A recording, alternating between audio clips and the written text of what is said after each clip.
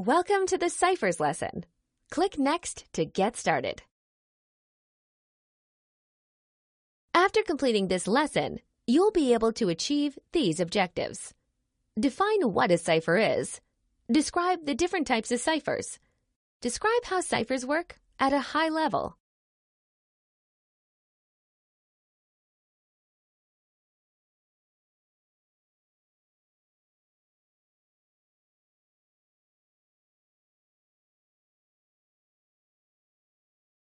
A cipher is a secret or disguised way of writing a code.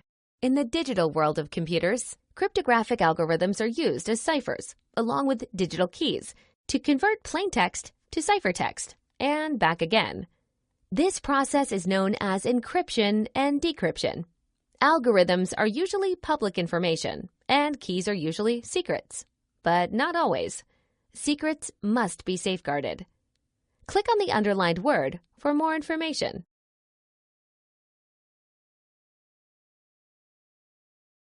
Ciphers have been used since before the computer age. The simplest type of cipher is the substitution cipher. Julius Caesar used this method when encrypting messages. During the encryption process, the letters of a plain text message are replaced by other letters. Think of the Western 26-letter alphabet. If you shifted the letters by 3, the message, Hail Caesar, would become KDLOFDHVDU, which is the ciphertext.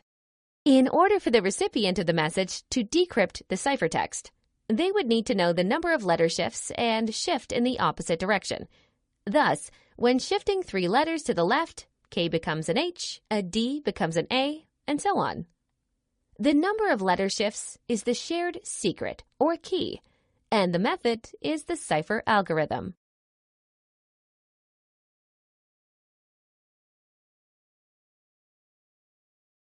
The transposition cipher is about rearranging letters and is more complicated than the substitution cipher. An example of a transposition cipher is the rail fence, so named because its schema resembles a fence. There can be any number of rows, but in this example there are 3. The plain text message is written in a zigzag form, resembling a rail fence. When enciphering the plain text, the letters are taken row by row. The message, "He had a bad day. What a day Dad had," would be enciphered to what you see on the screen. The receiver of the ciphertext would have to know the number of rows. This information is the shared secret or key. Click the button to see an example with 4 rows.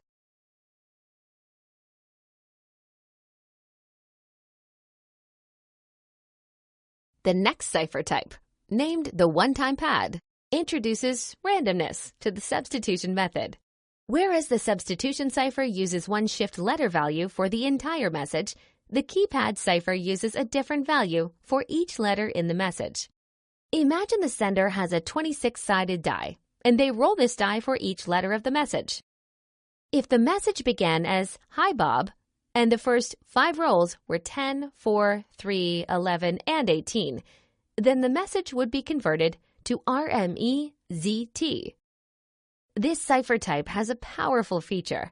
The randomness of the die ensures that there are no repetitive patterns, and that there is an equal chance of converting a plain text letter into any one of the 26 letters of the alphabet. The Caesar shift letter cipher has 26 possible combinations, which would not take too much effort to break using a brute force attack.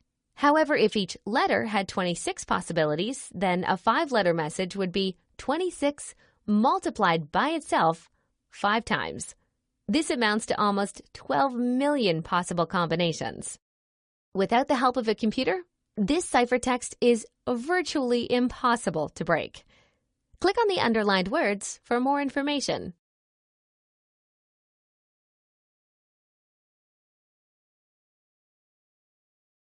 Apply your knowledge and solve a one-time pad cipher. Use a pad of paper or the alphabet on the screen to help you solve this cipher. The ciphertext is GDCHV. The key is 5, 21, 15, 1, 7. Think of the alphabet as a continuous circle, and not linear with 2 terminal ends. Remember to encrypt the message. You would have to move right or clockwise. Therefore, you will have to move left or counterclockwise to decrypt the message. As an example, if your ciphertext was C and your key was 7, then you would have to move 7 letters counterclockwise. You would stop at A, but continue moving until you had counted 7. So the plain text would be V. Once you've completed the exercise, click Submit to verify that you have solved the problem correctly.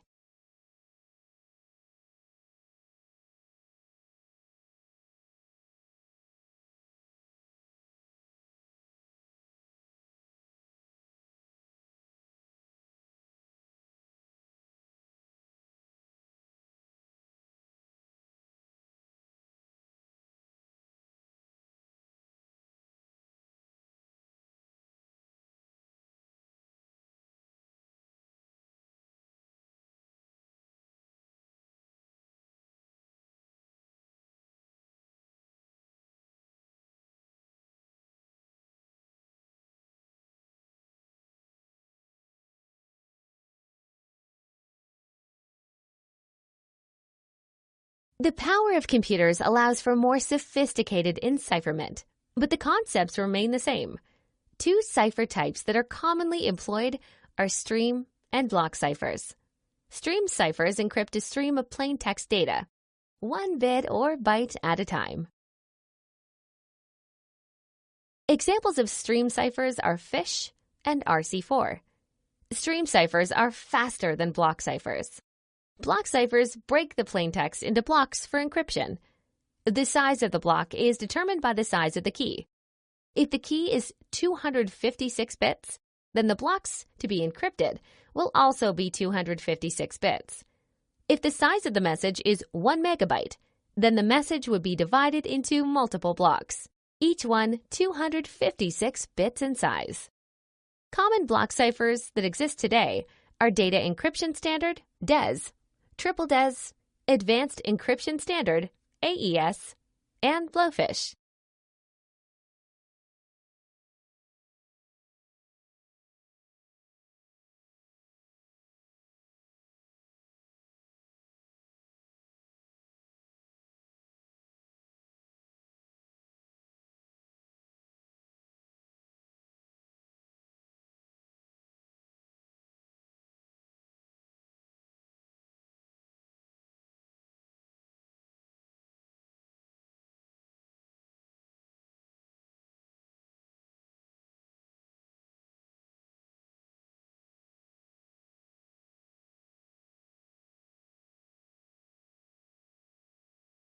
You've completed the lesson.